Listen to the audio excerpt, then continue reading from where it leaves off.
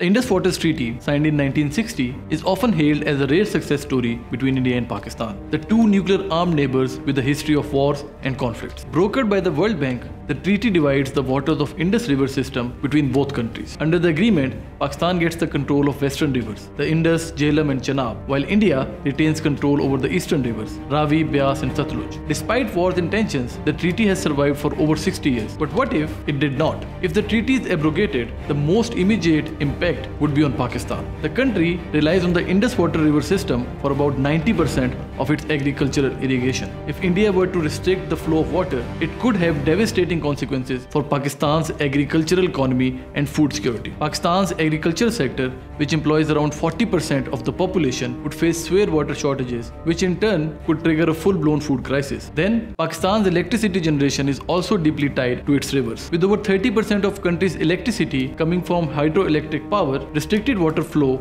would result in power shortages and economic losses. On the Indian side, the stakes are high as well. If the treaty were to be revoked, India would theoretically retain more water, but doing so would come with its own set of problems. Pakistan has repeatedly stated that water issues are a red line, and any move to restrict water flow could lead to military escalation. Given the history of conflict between two nations, this is not something to be taken lightly. Water wars in South Asia would have global repercussions too. Beyond geopolitics and economics, there is an environmental cost to consider. This river system supports not only human life but also wildlife, fisheries and a delicate ecological balance. In the end, the abrogation of the Indus Water Treaty would be catastrophic for both India and Pakistan, leading to potential conflict, environmental destruction and human suffering. For both countries, cooperation over water may be difficult, but the alternative is far worse.